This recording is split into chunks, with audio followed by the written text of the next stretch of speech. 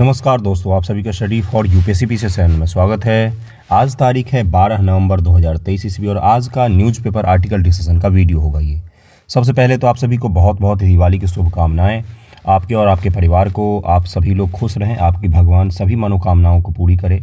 मैं तो यही विश करूँगा कि अगले दिवाली से पहले आप जो भी चाहते हैं अपने जीवन में खुद को प्राप्त कर सकें। ओके, चलिए आगे बढ़ते हैं और सबसे पहले 70 बीपीएससी की तैयारी को लेकर थोड़ा सा बात कर लेते हैं, क्योंकि 69 बीपीएससी पीटी के रिजल्ट आने के बाद बच्चे बहुत हताश हो गए हैं।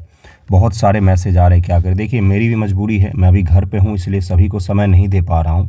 कॉल भी बहुत सारे बच्चे करते हैं, मैं नहीं उठा पा रहा हूँ। देखिए, मैं आपको एक चीज़ बताता हूँ, मैं 15 को पहुँच जाऊँगा सुबह में दिल्ली, तो मैं फिर आपसे सब चीज़ें कर लूँगा, बात वगैरह सब चीज़ आपका सॉल्व करने की कोशिश करूंगा। लेकिन थोड़ा सा समझिएगा, मैं जो कह रहा हूं कि अगर आप बीपीएससी की तैयारी फिर से शुरू करना चाहते हैं 70 बीपीएससी के लिए, या 69 बीपीएससी मेंस के प्रिपरेशन कैसे करें, तो इस चीज़ को लेकर स्ट्रेटजी जो आप बोल रहे हैं मुझे बनाने के लिए, मैं तो बना दूंगा, वीडियो बना दूंगा। लेकिन सबसे पहले आपको क्या करना होता है ना, एक माइंडसेट बनाना होता है तैयारी करने को लेकर। आप अभी स्वच्छ मन से तैयारी कर ही नहीं पाएंगे तो फिर उसका कोई फ़ायदा नहीं होगा। एक बर्डन लगेगा आपको पढ़ने में, तो इस बर्डन को कम कीजिए थोड़ा सा। इसको थोड़ा सा इस तरह से सोचिएगा कि नए सिरे से अगर शुरू करना चाहते हैं तो बिल्कुल फ्रेश माइंड से शुरू कीजिए। मन में असफलता का भार लेकर मत शुरू कीजिए, नहीं तो ये असफलता का भार आपको पढ़ने नहीं देगा सही से। और अगर आप पढ़ नहीं पाएंगे सही से तो आप तैयारी सही से नहीं कर सकते हैं, बात मेरी मानिएगा। इसलिए मैंने स्ट्रेटजी के वीडियो तो बना ही हुए हैं, लेकिन फिर से मैं बना दूंगा, कोई बात नहीं, मैं फिर से बनाऊंगा आपके लिए, हर चीज़ मैं करूंगा फिर से। ओके, लेकिन आपको मैं क्या बोलूँगा ना कि थोड़ा सा फ्रेश हो जाइए। फेस्टिवल वगैरह है तो अगर सेलिब्रेट करना चाहते तो कर लीजिए, इससे क्या होता है ना, दिमाग थोड़ा सा फ्रेश होता है ना। उसके बाद आप शुरू कीजिएगा। और मुख्य रूप से क्या करना है, सबसे पहले सिलेबस देखना है आपको। सिलेबस देखकर, सिलेबस मैंने बताया हुआ है, मैं फिर से सिलेबस का वीडियो अपलोड कर दूँगा। और मेंस की तैयारी आपको तन मन धन से करनी है। मेंस की तैयारी क्यों करनी है, क्योंकि जब आप मेंस को अच्छे से प्रिपेयर करेंगे तो आपका पीटी का मैक्सिमम परसेंटेज 80% ज़्यादा हिस्सा जो है वो तैयार हो जाता है। मेंस की तैयारी किस प्रकार से की जाती है तो उसके लिए मैंने वीडियो डाला हुआ है, आप उसको देख सकते हैं। लेकिन सबसे पहले क्या करना होता है ना, सिलेबस देखकर किसी एक सब्जेक्ट को पकड़िए, उसके सोर्स को पकड़िए, जो मैंने बुक लिस्ट भी बताई हुई है, और उसको पढ़ना शुरू कीजिए। पढ़ने के साथ साथ daily answer writing, daily newspaper, daily current affair, एक मंथली मैगजीन, इसके हिसाब से शुरू कीजिए। यानी कि मान लीजिए एक साथ आप हिस्ट्री और पॉलिटी लेकर चल रहे, 2 मिनट लूँगा क्योंकि मेरे पास एक ही वीडियो बनाने का समय मिल पाता, तो इसी में मुझे सब कुछ बताना है। जैसे मान लीजिए आप हिस्ट्री और पॉलिटी पढ़ना चाहते हैं तो 3-3 घंटे करके पढ़िए। डेली टारगेट बनाइए कि आज मुझे हिस्ट्री में, मॉडर्न हिस्ट्री का 5 चैप्टर कंप्लीट करना है, या एंशिएंट हिस्ट्री का 5 चैप्टर कंप्लीट करना है। ओके, उसके बाद ही मैं उठूँगा या उठूँगी। उसके आंसर राइटिंग भी मुझे करने हैं, क्योंकि एनसीईआरटी या जिस भी बुक को पढ़ेंगे तो उसका प्रीवियस ईयर यूपीएससी मेंस का ले सकते हैं, या एनसीईआरटी पीछे के सवालों को मुझे लिखने की कोशिश करना है। पहले दिन में हो सकता है मैं नहीं लिख पाऊँ, दूसरे दिन में नहीं लिख पाऊँ, तीसरे दिन से आपका कलम चलने लग जाएगा। ठीक है, तो ये करना है। उसके साथ क्या करना है, डेली सुबह मैं न्यूज़पेपर डिस्कशन का वीडियो डालता हूँ, ये देखना है। और न्यूज़पेपर एक बार खुद से भी पढ़ना है, क्योंकि स्पोर्ट वगैरह के जो न्यूज़ होते हैं वो आपका कवर हो जाएगा। कल एक बच्चा बोल रहा था कि न्यूज़पेपर मत पढ़ो, वेबसाइट फॉलो कर लो। वेबसाइट फॉलो करने में कोई दिक्कत नहीं है, एक दिक्कत है बस, क्या, निबंध वगैरह के लिए आपको न्यूज़पेपर पढ़ना जरूरी होता है। निबंध लिखना आप नहीं सीख पाएंगे बिना न्यूज़पेपर पढ़े हुए। कोई तो सोर्स पढ़ेंगे ना जहाँ से आपको extra other than books knowledge मिले, तो उसके लिए न्यूज़पेपर, फ्रिक्शन, कुछ नॉवेल, बुक, कहानियाँ, मूवी, सब कुछ यूज होता है निबंध में, तो इसलिए न्यूज़पेपर जरूर पढ़िए, आर्टिकल पढ़िए और उसको खुद से लिखने की कोशिश कीजिए। हिंदी में आप जनसत्ता पढ़ सकते हैं, दैनिक जागरण पढ़ सकते हैं। इंग्लिश में करंट अफेयर के लिए न्यूज़पेपर कभी भी हिंदी नहीं पढ़ना चाहिए। करंट अफेयर के लिए आपको क्या पढ़ना है तो द हिंदू या इंडियन एक्सप्रेस में से आप एक पढ़ सकते हैं। तो इसी प्रकार से शुरू कीजिए, एक बार शुरू तो कीजिए, पहले माइंड को तो तैयार कीजिए कि हाँ मुझे फिर से 1 साल देना पड़ेगा तैयारी करने के लिए। और एक चीज़ बात मेरी मानिएगा, आप जिस भी एग्ज़ाम की तैयारी करते हो मुझे उससे मतलब नहीं है एसआई दें या ये दें वो दें, लेकिन किसी भी एग्ज़ाम को ना, सिविल सर्विस चाहे यूपीएससी है या बीपीएससी है, 1 कंप्लीट ईयर देना पड़ता है। पूरा साल मेहनत करना पड़ेगा आपको रगड़ कर, तब जाके आप उम्मीद कर सकते हैं। कंपटीशन कहाँ पहुँच गया इसका अंदाज़ा आपको नहीं होगा। इसलिए मैं आपको कह रहा हूँ कि 1 साल हर चीज़ को छोड़कर सुबह से शाम रूटीन बनाकर पर डे के हिसाब से टारगेट, वीकली हिसाब से टारगेट डिसाइड करके पढ़िए, आपका सिलेक्शन श्योर होगा। ओके, पढ़िए आप। ओके, कोई भी दिक्कत हो तो मुझे बताइएगा। देखिए, बाहर पूजा पाठ हो रही तो आवाज़ आएगी, तो उसके लिए मैं पहले ही सॉरी बोल देता हूँ। शुरू करते हैं आज का न्यूज़पेपर डिस्कशन। पहला क्या है, 1 वोटर 2 स्टेट 2 वोट्स। देखिए, महाराष्ट्र के साथ कई सारे राज्यों के सीमा विवाद है। क्या है भाई, तो महाराष्ट्र और तेलंगाना का सीमा विवाद है, थोड़े से एरिया में। महाराष्ट्र और केरला कर्नाटका का सीमा विवाद है बेलगांव को लेकर। बेलगांव में मराठी भागी लोग रहते हैं, मराठी भाषी, लेकिन वहाँ पर है क्या, तो वो आपका शामिल है किसमें, तो कर्नाटका में शामिल है। इसको लेकर दोनों राज्य में कई बार बहस होती है, नेता तो इसको और हवा देते हैं। तो उसी की बात हो रही, गाँव है केरला, महाराष्ट्र के केरला बोल लो, तेलंगाना और महाराष्ट्र के बॉर्डर पर, जहाँ के लोग जो हैं वो 2 जगहों पर वोट करते हैं, दोनों स्टेट के असेंबली में वोट करते हैं। तो बस यही न्यूज़ था। बाकी अपने आर्टिकल से शुरू करते हैं। आर्टिकल डिस्कशन क्या है आज का, और शुरू करने से पहले एक बार और फिर मैं रिपीट कर दूं कि क्या क्या बोला है मैंने तैयारी को लेकर। तैयारी को लेकर मैंने बोला है कि डेली न्यूज़पेपर का पढ़ना है खुद से, और आर्टिकल डिस्कशन का वीडियो देखना है जो मैं अभी डालता हूँ, ये वाला वीडियो। इसके अलावा क्या करना है, कोई भी जीएस का 2 सब्जेक्ट साथ में लेकर चलना है, हिस्ट्री पॉलिटी ज्योग्राफी इकोनॉमिक्स, उसको पढ़ना है। जो भी सोर्स है आपका, जहाँ से भी आप पढ़ना चाहते हैं, मैंने भी बुक बताई हुई है, लेकिन 11th-12th की एनसीईआरटी से भी पढ़ सकते हैं आप, बहुत अच्छा एनसीईआरटी खूबसूरत होता है। बुक लिस्ट वगैरह का वीडियो देखिएगा, बीपीएससी मेंस गाइडेंस में आपको मिल जाएगा। 2 टारगेट कीजिए, सुबह से शाम तक मुझे 4 चैप्टर पढ़ना है। 4 दिन आप करके देखिए, अगर आपका कॉन्फिडेंस साथ में आसमान पर नहीं पहुंचा तो मुझे फ़ोन करके बता दीजिएगा कि तुमने गलत बोला था। 1 दिन तो अपना रूटीन फॉलो करके देखिए सुबह से शाम तक। मैं समझ रहा हूँ अभी निगेटिविटी होगा, नहीं हो रहा, दूसरे का हो गया, ये सब चीज़ें जीवन के हिस्से हैं। अगर कोई ताना मार रहा है तो उस ताने को सुनिए, उसको एक्सेप्ट कीजिए कि हाँ मुझे मारा जा रहा है ताना। क्यों मारा जा रहा है, तो भाई हुआ है नहीं हुआ है रिजल्ट, लोगों के लिए अल्टीमेट रिजल्ट ही मायने रखता है। ठीक है यार, जीवन का हिस्सा सुन लेंगे, लेकिन जिस दिन रिजल्ट आएगा उस दिन फिर आपकी बारी होगी सुनाने की। तो इसी तरह से प्रोसेस चलता है। कोई आप स्पेशल नहीं है दुनिया में, आप ही के साथ ऐसा हो रहा है, ऐसा कुछ नहीं है। जो सफलतम इंसान है उसके पीछे भी इतनी ही कहानी जुड़ी हुई होती है।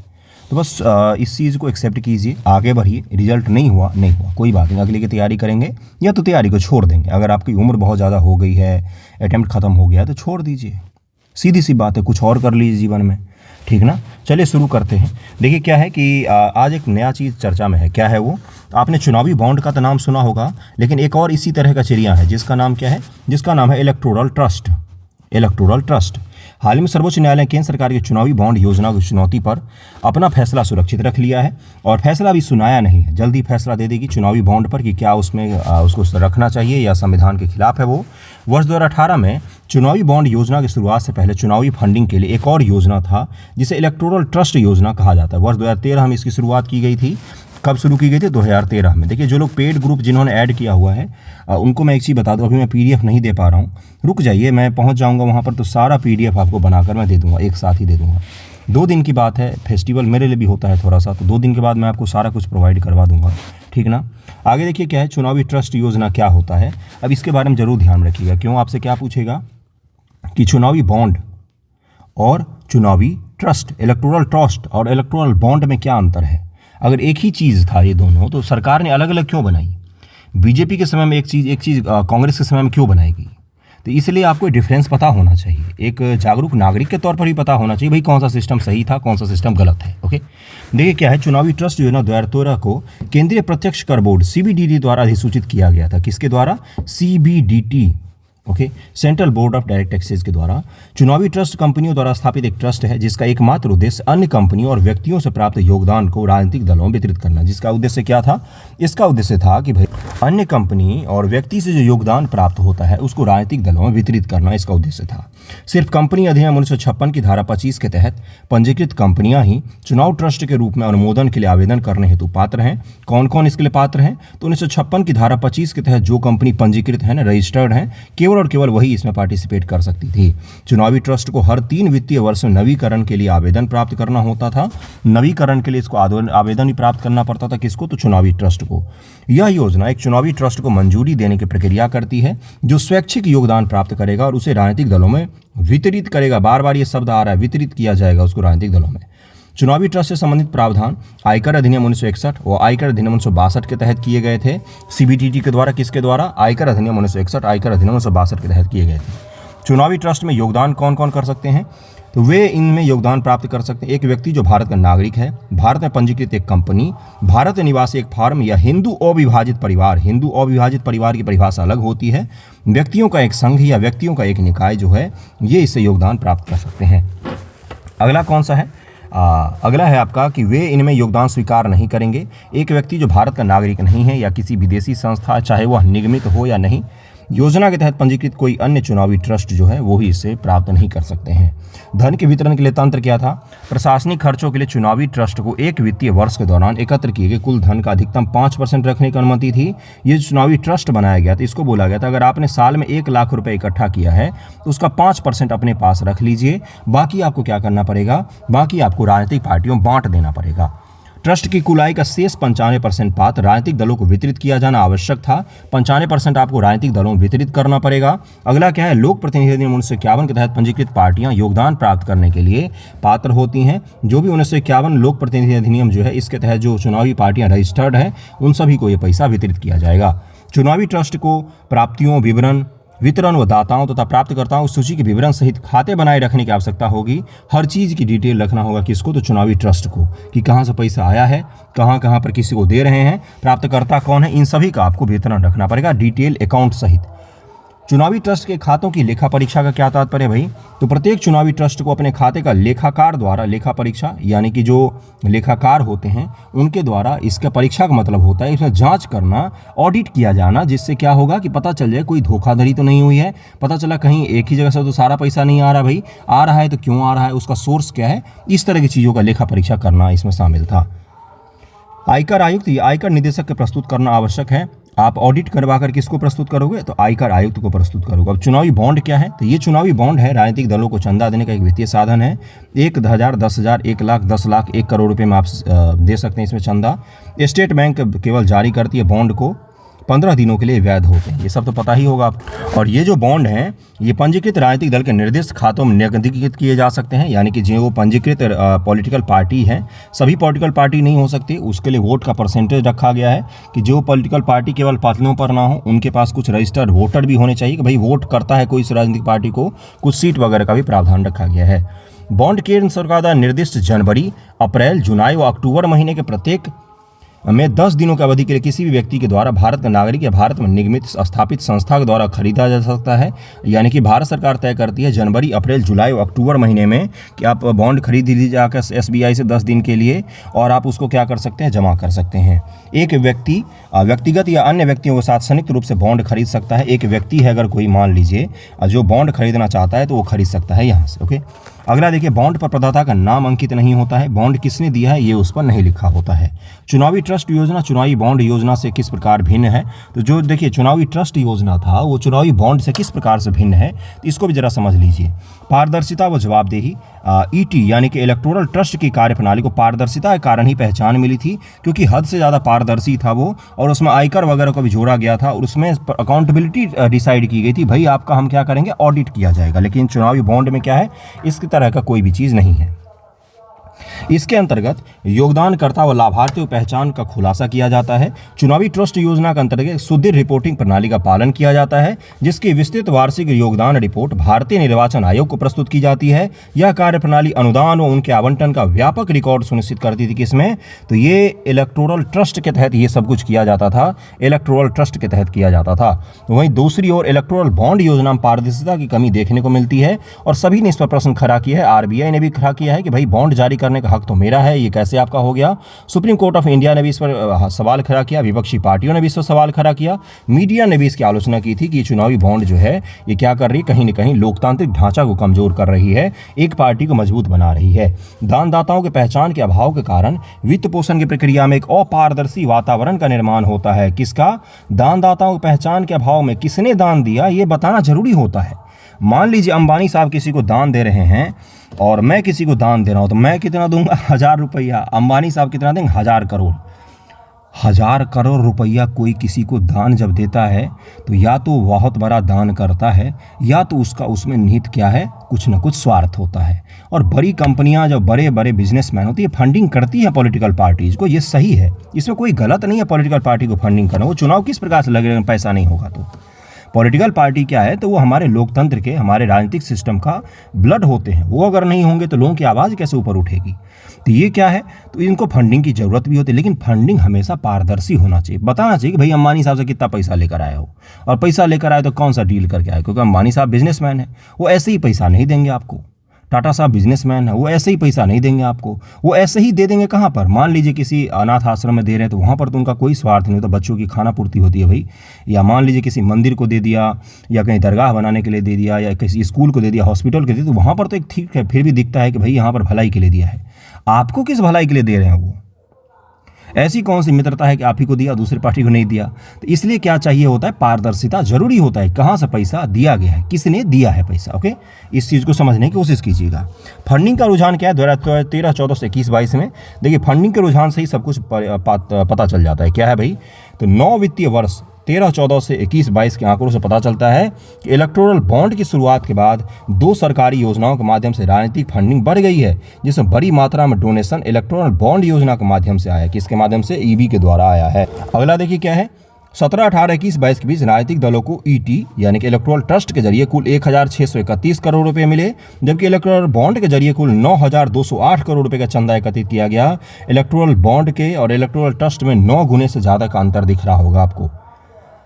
राजनीतिक दल की रसीदें, एसोसिएशन फॉर डेमोक्रेटिक रिफॉर्म की रिपोर्ट के अनुसार एक एकल राजनीतिक दल ने 2021-22 में ईटी द्वारा इलेक्टोरल ट्रस्ट द्वारा दिए गए कुल दान का 72% और 13-14 से 21-22 तक ईबी के माध्यम से 57% फंडिंग हासिल की है। किसने? एक पॉलिटिकल पार्टी ने। रिपोर्ट में यह भी पाया गया राजनीतिक दलों को 55% से अधिक फंडिंग इलेक्टोरल बॉन्ड के माध्यम से आती है। किसके माध्यम से? तो इलेक्टोरल बॉन्ड के माध्यम से आती है। ओके, तो ये आज का छोटा सा एक आर्टिकल था जिसमें मुझे आपको इलेक्टोरल ट्रस्ट समझाना था। अगले टॉपिक पर चलते हैं, देखते हैं क्या। देखिए अगला जो है आपका द हिंदू में आज न्यूज़ था, Uttarakhand government plans to hold special assembly session amid buzz over UCC. देखिए यूनिफॉर्म सिविल कोड यूसीसी लागू करने की कौन सोच रही है? तो यूके उत्तराखंड की गवर्नमेंट सोच रही है। क्या भारत में कहीं पर लागू है यूनिफॉर्म सिविल कोड? बिल्कुल लागू है, गोवा राज्य में लागू है। गोवा राज्य में लागू है कौन सा? तो यूनिफॉर्म सिविल कोड को लागू किया गया है। यूनिफॉर्म सिविल कोड क्या होता है? यूनिफॉर्म का तात्पर्य होता है समान नागरिक संहिता। समान नागरिक संहिता का क्या तात्पर्य होता है भाई? तो अभी मान लीजिए किसी ने मर्डर किया, अब मुस्लिम मर्डर करे, हिंदू मर्डर करे, ईसाई मर्डर करे और कौन करे? तो और मान लीजिए पारसी मर्डर करे, इन सभी के लिए एक ही क्या होगा? एक ही जुर्म होगा, एक ही तरीके का उन पर धारा लगेगा, एक ही तरह का सज़ा सुना जाएगा, एक ही तरह का प्रावधान है। यानी कि आपराधिक मामलों में अपने यहाँ कानून समान है कि आपराधिक मामलों में सभी के साथ क्या होगा? एक ही जैसा बिहेव किया जाए। लेकिन यहाँ पर सिविल मामला है। सिविल मामला क्या होता है? आपने सुना होगा दीवानी और फौजदारी। फौजदारी का तात्पर्य क्या होता है? फौजदारी से आप इस प्रकार लगाइएगा, फौजदारी का मतलब आपराधिक, क्रिमिनल वाला। ओके, लेकिन यहाँ पर दीवानी जो मामला होता है इसमें एक्ट अलग अलग है। जैसे हिंदू विवाह अधिनियम अलग है, मुस्लिमों का पर्सनल लॉ बोर्ड अलग है, मुस्लिम विवाह के अलग रूल होते हैं, उसमें निकाह के और क्या बोलते हैं उसको, तलाक के रूल अलग होते हैं। हिंदुओं में अलग होता है, उसमें उत्तराधिकार के नियम अलग होते हैं, इसमें भी उत्तराधिकार का नियम होता है। पारसियों में भी अलग होता है उत्तराधिकार का और विवाह का नियम। ईसाइयों में भी अलग होता है, ईसाई में भी अलग अलग पंथ हैं, मुस्लिमों में भी अलग अलग पंथ हैं। उन सभी में थोड़ा थोड़ा अंतर करके आ ही जाता है। अगर ध्यानपूर्वक देखेंगे तो वैसे तो समान ही होता है, लेकिन थोड़ा बहुत का अंतर पड़ जाता है। ईसाई में भी 2 तरीके के ईसाई होते हैं, तो प्रोटेस्टेंट और एक होता है आपका कैथोलिक, उनमें भी थोड़ा सा डिफरेंस हो जाता है।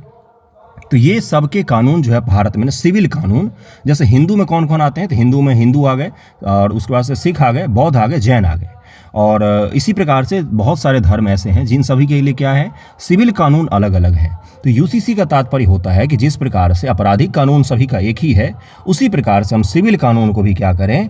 एक कर दिया जाए। और आपको पता होगा कि आज़ादी के बाद जब संविधान बन रहा था तो डॉक्टर अम्बेडकर की जो सबसे बड़ी चाह थी, जो अधूरी रह गई उनकी, वो यही था कि भाई सिविल कानून में भी समानता लागू करके ही मैं जाऊं। इस देश में कोई भिन्न नहीं होगा।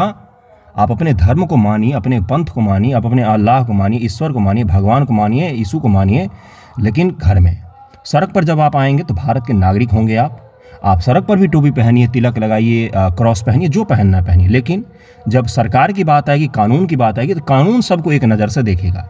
किसी को कितनी भी शादी करने की रियायत नहीं दी जाएगी और किसी को एक ही शादी करने की दबाव भी नहीं डाला जाएगा। सबके ऊपर समान रूप से लागू होगा।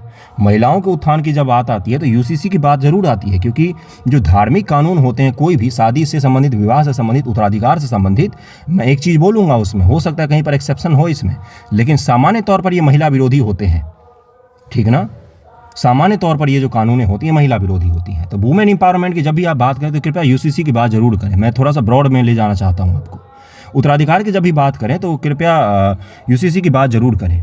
इसलिए उत्तराखंड गवर्नमेंट सोच रही है कि यूसीसी को लागू किया जाए। अब देखिए इसके विपक्ष में भी पॉइंट है कि भारत में क्या है, देखिए हमने विविधता को संजो कर रखा हुआ इतने वर्षों से, विविधता को, लेकिन विविधता किस प्रकार से है भाई, तो कानूनों में भी तो विविधता होनी चाहिए, लोगों में के साथ साथ कानून में भी विविधता होनी चाहिए। दूसरे तरफ मैं जा रहा हूँ, दूसरे पॉइंट की तरफ, विपक्ष में पॉइंट जा रहा हूँ यूसीसी के। तो यानी कि अब अगर आप सबको एक ही नज़र से देखेंगे तो अपने धार्मिक चीज़ को कैसे 100% फुलफिल कर पाएंगे। धर्म को मानने का अधिकार सबको है और अपने तरीके से बिहेव करने का भी अधिकार संविधान में दिया गया है। तो अगर आप यूसीसी जैसी चीज़ों को लाते हैं, सभी को एक समान रूप से देखते हैं, तो कहीं ना कहीं किसी न किसी धार्मिक ढांचे को, विविधता को तो कमज़ोर करेगा ही। लोकतंत्र में लोगों को अपने मन की मानने की स्वतंत्रता होती है भाई, कि लोग जो है, लोकतंत्र का मतलब भी तो लोगों का तंत्र है। लोगों की मनमर्जी, लोगों के मनमर्जी नहीं, मनमर्जी शब्द गलत होगा, मतलब कि लोगों की जो मान्यता है, उनका जो अपना कानून है, उसको मानने की 100% इसमें आज़ादी होनी चाहिए। लेकिन यूसीसी जैसे जो कानून होंगे, ये क्या करेंगे, विविधता को कहीं ना कहीं कमज़ोर करेंगे। तो इसको ध्यान में रखिएगा, ये 2-3 पॉइंट प्लस और माइनस में ध्यान में रखिएगा। बाकी उत्तराखंड गवर्नमेंट सोचे भाई इस चीज़ को धार्मिक मुद्दा कभी नहीं बनाना चाहिए, क्योंकि देखिए मैं आपसे एक चीज़ पूछता हूँ, डॉक्टर अम्बेडकर जो थे वो तो सांप्रदायिक नहीं थे ना, वो तो सांप्रदायिक नहीं थे। रामचंद्र गुहा की एक बुक आती है बहुत ही अच्छी, इंडिया आफ्टर गांधी और इंडिया आफ्टर नेहरू, 2 बुक आती है, इस दोनों को ज़रूर पढ़ना चाहिए जब भी समय मिले। हिंदी में भी आती है, इंडिया आफ्टर गांधी, भारत गांधी के बाद और भारत नेहरू के बाद। उसी में से एक बुक में मैंने पढ़ा था कि ये सब बुक है मेरे पास, तो उसमें पढ़ा था डॉक्टर अम्बेडकर की बहुत बड़ी चाहत थी कि किसको लागू किया जाए, यूसीसी को लागू किया जाए। तो वो तो सांप्रदायिक नहीं थे ना, वो तो सोचते थे, पॉलिटिकल थिंकर भी हैं, वो सामाजिक थिंकर भी हैं।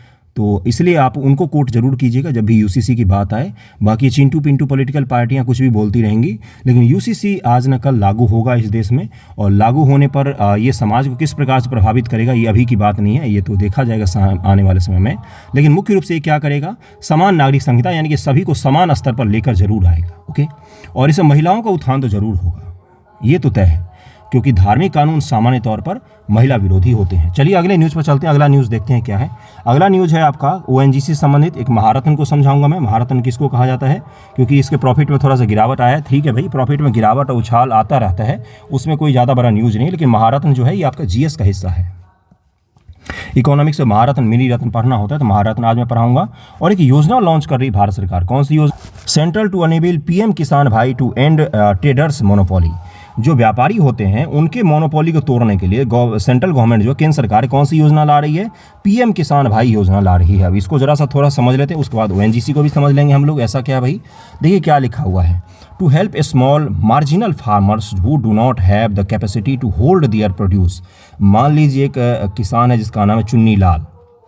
चुन्नी लाल ने क्या किया, बहुत सारा आलू उपजाया उसने, लेकिन आलू को रखने के लिए उसके पास जगह नहीं है, तो यानी कि आलू खराब होने लग जाएगा। तो वो क्या कर रहा है, औने पौने दाम पर आलू को बेच रहा है कि भाई सरे ना मेरा आलू। मान लीजिए चुन्नी लाल ने टमाटर उपजाया, अब चुन्नी लाल का टमाटर उसको उपजाने में लगा है भाई कम से कम 15 रुपये का खर्च आया उसको टमाटर उपजाने में, यानी कि मिनिमम 25 रुपया तो उसको मिलना चाहिए प्राइस, भाई 25 रुपये किलो मिलना चाहिए उसको। ठीक है भाई 20 रुपये ही दे दो, लेकिन दो तो। अंत में तो किसान 3 रुपये किलो टमाटर बेच कर आ जाते हैं सड़क पर फेंक कर। समझिए उनके लिए कितना बड़ा दुख दर्द होगा, 6 महीने जिस फसल को लगाया है उसको सड़क पर फेंक रहे हैं। तो मैं क्या बता रहा हूँ, तो गवर्नमेंट बहुत अच्छा प्लान कर रही है, लेकिन इम्प्लीमेंट करेगी तब तो। भारत सरकार कोशिश कर रही है कि क्यों ना एक हम क्या करें, एक इंफ्रास्ट्रक्चर तैयार करें जिसमें किसान क्या कर सकते हैं, अपने प्रोडक्ट को होल्ड करके रख सकते हैं। और जैसे मार्केट में अभी देखिए प्याज का दाम क्या है, टमाटर का दाम कहाँ है, दिवाली के ऑन आते आते सारी चीज़ों के दाम बढ़ जाते हैं, इन्फ्लेशन बढ़ जाता है हर साल, सब्जियों के दाम बढ़ जाते हैं। तो अभी जैसे मान लीजिए दाम बढ़ा तो उस समय वो क्या कर सके, अपने सामान को निकाल कर बेच सके।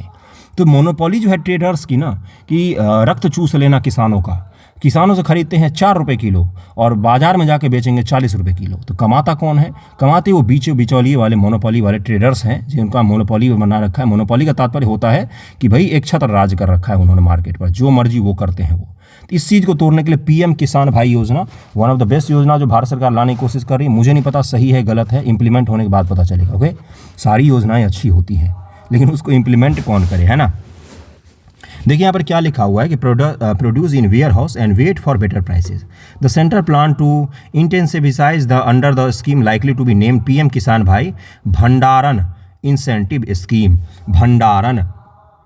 भंडार के लिए इंटेंसिव स्कीम ला रही है, जो क्या करेगी, किसानों की मदद की जाएगी। और ये किसान मंत्रालय के तहत, जो आपका मंत्रालय होता है कृषि मंत्रालय, उसके तहत ला रहा है। एग्रीकल्चर मिनिस्ट्री 10 दिन का डेडलाइन देगी फीडबैक ले रही है अभी कि भाई इसको किस प्रकार से लाया जाए, उसके बाद इसको इम्प्लीमेंट किया जा सकता है। और ये ध्यान में रखिएगा।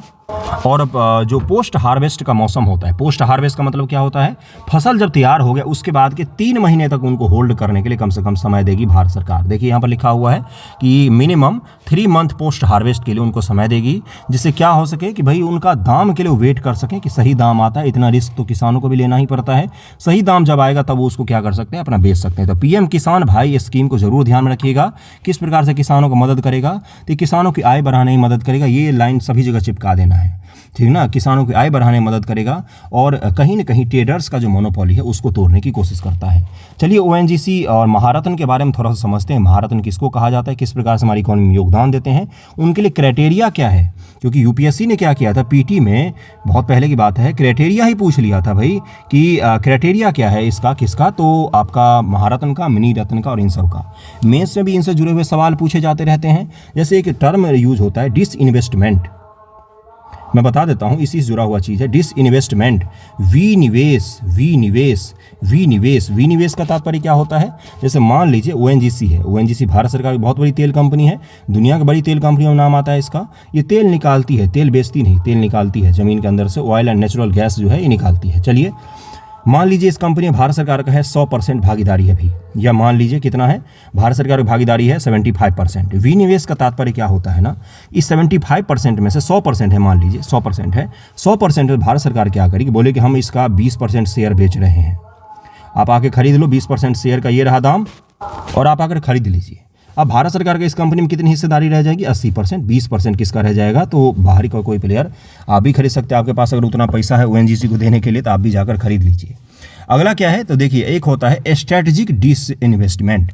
स्ट्रेटजिक डिसइन्वेस्ट, सामरिक रूप से क्या किया हमने, विनिवेश किया। सामरिक विनिवेश का मतलब क्या होता है, उसको जरा ध्यान से सुनिएगा। मान लीजिए 100 रुपया ओएनजीसी में था, किसका, वो भारत सरकार का, कितना रुपया, 100 रुपया। भारत सरकार ने क्या किया, इसका 51% हिस्सा बेच दिया, बाकी 50%, 25% जितना भी होगा अपने पास रख लिया। यानी कि उसने क्या किया, इस कंपनी पर से अपना प्रभुत्व हटा दिया। उसने 51% जैसे ही किसी को दे दिया, यानी कि आधे से ज़्यादा अपने शेयर किसको दे दिया है, आधे से ज़्यादा शेयर जैसे ही दे देते हैं आप, तो आपका क्या चला जाता है, उस पर से अधिकार चला जाता है। तो इसको कहा जाता है स्ट्रेटजिक डिसइन्वेस्टमेंट, सामरिक विनिवेश कहा जाता है। चलिए देखते हैं अब वो क्या होता है महारत्न। देखिए उसमें पहले का ही न्यूज़ था कि Hindustan petroleum corporation limited HPCL को, power grid corporation of India को भारत सरकार ने महारत्न का दर्जा दिया था।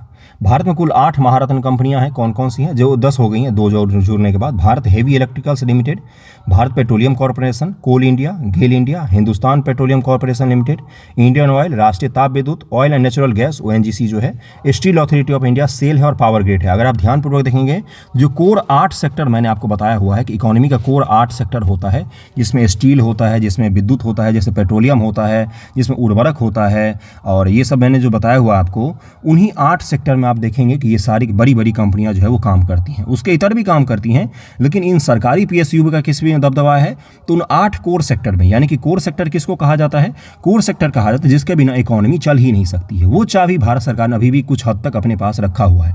जैसे कोयला का सबसे बड़ा कंपनी कौन है अभी देश में, तो कोल इंडिया ही है। पेट्रोलियम की बात करेंगे तो 100% भारत सरकार के पास ही उसका रहता है, क्योंकि रिलायंस वगैरह का भी है कुछ, लेकिन ओएनजीसी देख सकते हैं आप, हिंदुस्तान पेट्रोलियम, इंडियन ऑयल, इन सब का मार्केट में थोड़ा सा पकड़ जो है वो ज़्यादा है। तो ये आपको क्या दिखेगा कि कोर सेक्टर भारत सरकार ने अपने पास में रखा हुआ है अभी भी, बहुत बड़ा हिस्सा। हालांकि धीरे धीरे भारत सरकार इन सबको बेच रही है, लेकिन कुछ हद तक तो है ही। देखिए महारत्न के दर्जे हेतु आवश्यक मानदंड क्या होता है, कंपनियों को नवरत्न का दर्जा पहले से प्राप्त होना चाहिए, उसी को महारत्न का मिलता है। कंपनी को सेबी के अंतर्गत न्यूनतम निर्धारित सार्वजनिक हिस्सेदारी के साथ भारत के शेयर बाजार में भी सूचीबद्ध होना चाहिए। अब विगत 3 वर्षों का अवधि में औसत वार्षिक व्यवसाय कितना है, 25,000 करोड़ रुपये से अधिक का होना चाहिए, 25,000 करोड़ से। पिछले 3 वर्षों में औसत वार्षिक निवल मूल्य 15,000 करोड़ रुपये से अधिक होना चाहिए। पिछले 3 वर्षों का औसत वार्षिक शुद्ध लाभ 5,000 करोड़ से अधिक का होना चाहिए। शुद्ध लाभ जो है वो भी 5,000 करोड़ से ज़्यादा का उसका होना चाहिए। कंपनियों के व्यापार के क्षेत्र में अंतर्राष्ट्रीय बाजार में महत्वपूर्ण उपस्थिति भी होनी चाहिए। कहाँ पर, तो अंतर्राष्ट्रीय बाजार में, इंटरनेशनल मार्केट में उसकी उपस्थिति होनी चाहिए। महारत्न के दर्जे के लाभ क्या हो जाते हैं भाई, तो महारत्न का दर्जा दिए जाने से इन कंपनियों की स्वायत्ता और परिचालन की शक्ति में वृद्धि होती है। साथ ही इनको वित्तीय मामले संबंधित सभी निर्णय लेने की स्वतंत्रता होती है कि आप वित्तीय फाइनेंस से जुड़े हुए जो इशू हैं उस पर कंपनी जो है वो खुद से क्या कर सकती है, तो फैसले ले सकती है। महारत्न का दर्जा प्राप्त कंपनियां वित्तीय संयुक्त प्रक्रम फाइनेंशियल ज्वाइंट वेंचर में और पूर्ण स्वामित्व वाली सहायक कंपनी में इक्विटी के जरिए निवेश कर सकती है, उसमें इक्विटी के जरिए निवेश भी कर सकती है। महारत्न कंपनी अपने निवल मूल्य का 15% 5,000 करोड़ रुपए की पूर्ण सीमा के साथ घरेलू और विदेशी कंपनियों के साथ विलयवादी ग्रहण कर सकती है। खुद से क्या कर सकती हैं, मान लीजिए 5,000 करोड़ रुपए की कोई सी कंपनी में विलय करना है, खरीदना है वगैरह, तो ये सब खुद के स्तर से क्या कर सकती है, फैसला ले सकती है। महारत्न कंपनी के बोर्ड कर्मियों, मानव संसाधन प्रबंधन और प्रशिक्षण संबंधित योजनाओं की संरचना बना सकती है। और PSU किसको कहा जाता है, जिसमें 51% ज़्यादा हिस्सेदारी भारत सरकार को होती है, इसको PSU कहा जाता है। ओके, अब बिहार स्पेशल का एक वेरी इंपॉर्टेंट न्यूज़ है जो मैं आपको कवर करवा देता हूँ। कई सारे बच्चे मुझसे पूछते हैं कि बिहार स्पेशल कहाँ से कवर किया जाए, तो बिहार स्पेशल रोज़ मैं आपको एक टॉपिक करवाता हूँ। उसकी तरह आपको बिहार का इकोनॉमिक सर्वे, बजट व कुछ योजनाएं पढ़नी होती, उसके अलावा मेंस में सवाल नहीं पूछा जाता है गुरु, PT में पूछा जाता है। तो PT से पहले कुछ फैक्ट पढ़ लेंगे हम लोग बिहार स्पेशल के लिए। ओके, इसको ध्यान में रखिएगा। चलिए देखते हैं बिहार स्पेशल में क्या है न्यूज़। आज आप देखिए क्या है न्यूज़ कि बिहार में बिजनेस कनेक्ट समिट आयोजित किया गया है। और मैंने आपको बताया था कुछ दिन पहले ही मैंने पूछा था कि हाल ही बिहार सरकार द्वारा कौन कौन से बिजनेस के लिए प्रयास किए जा रहे हैं। मेंस में पूछा था मैंने, किसी ने भी इन सब चीज़ों का उल्लेख नहीं किया था कि बिहार में निवेशकों का समिट होने वाला है। देखिए, अगर दिसंबर में आपका मेंस होता है और दिसंबर में ही बिजनेस समिट भी होने वाला है, किनका, तो इन्वेस्टर समिट होने वाला है बिहार के पटना में। इन्वेस्टर्स को हाथ पैर जोड़ के बिहार गवर्नमेंट का ऑफिसर वाकई बहुत मेहनत कर रही है इस मामले में। आपको मानना पड़ेगा कि नीतीश सरकार जो है पिछले 5 सालों में 5 साल नहीं, पिछले 2-3 सालों से बहुत कोशिश कर रही है, हद से ज़्यादा कोशिश करे कि बिहार में उद्योग धंधे आए। देखिए, अगर तेजस्वी जी को मुख्यमंत्री बनना है तो उनको कुछ नया करना पड़ेगा लालू और नीतीश से हटकर, और अगर वो नहीं कर पाएंगे, इन्हीं के ढर्रों पर चलते रहेंगे, तो फिर वो वाले नेता नहीं बन पाएंगे जो उनको बनना चाहिए। युवा है तो थोड़ा सा रिस्क लो यार, इन सब चीज़ों पर काम करो, कहाँ जातिगत चीज़ों को ही घसते रहते हो आप। तो ये क्या है, तो रोज़गार की बात हो रही है, बहुत अच्छी चीज़ है। और जिसने भी ये दिया है आइडिया, बहुत अच्छी बात है भाई। देखिए क्या है ये, हाल ही में बिहार सरकार के उद्योग विभाग के द्वारा ITC मौर्या नई दिल्ली में बिहार बिजनेस कनेक्ट समिट का आयोजन किया गया कि बिहार में आप बिजनेस को लाइए। और ये नई सोच है, जिस भी सरकार का, नीतीश जी की गवर्नमेंट का है, उनके साथ RJD भी पार्टिसिपेंट है, तो सही सोच रहे हैं वो। ये चीज़ हमें अब जो हम कर रहे हैं, ये 15 साल पहले से आपको करना चाहिए था, तब जाके आज जो है क्या बनता, बिहार में एक माहौल बन जाता बिजनेस का, और बिजनेस होने लग जाता बिहार में धीरे धीरे। लेकिन 15 साल पहले से तो आपने ये सब चीज़ें की नहीं, तो अब आपको करना पड़ रहा है, क्योंकि पूरे देश में इसी तरह का माहौल है। यूपी ने बहुत बड़ा इन्वेस्टमेंट प्राप्त किया पूरे देश भर में योगी जी की गवर्नमेंट आने के बाद, ये आपको मानना पड़ेगा। ये मैं कोई BJP का समर्थक नहीं हूँ, मैंने तो अभी नीतीश जी की तारीफ भी की है कि बहुत अच्छा काम कर रहे हैं वो। लेकिन मैं क्या कह रहा हूँ कि सरकारों को ये सब काम पहले से करना चाहिए था। बहुत लेट कर रहे हैं हम, लेकिन कर तो रहे हैं, अच्छी चीज़ ये, तो प्रयास तो कर रहे हैं, लेट ही से शुरू तो हुआ। समिट में इंडस्ट्री लीडर, सरकारी अधिकारियों ने एक मंच पर बिहार में निवेश अवसरों की तलाशने पर चर्चा की है। देखिए, इंडस्ट्री के लीडर्स होते हैं, बड़े बड़े बिजनेसमैन जो होते हैं, सरकारी अधिकारी जो हैं बिहार सरकार के, वो सब बैठकर क्या कोशिश कर रहे हैं कि भाई बिहार में इंडस्ट्री क्यों नहीं डेवलप हो रहा है। सारे देश से मजदूर बिहार के काम करते हैं, इतनी सारी ज़मीनें भी पड़ी हुई हैं। दक्षिण भारत के कुछ बंजर ज़मीन, दक्षिण बिहार के कुछ बंजर ज़मीन भी हैं, उत्तर बिहार के कुछ खेती वाले ज़मीन भी हैं।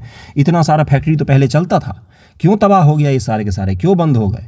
इसी बिहार में तो कभी देश की सबसे ज़्यादा इंडस्ट्रियलाइजेशन हुआ था ना, जिसको काट के अलग कर दिया हमने, तो फिर से क्यों नहीं हो सकता इस बिहार का, बताइए मुझे।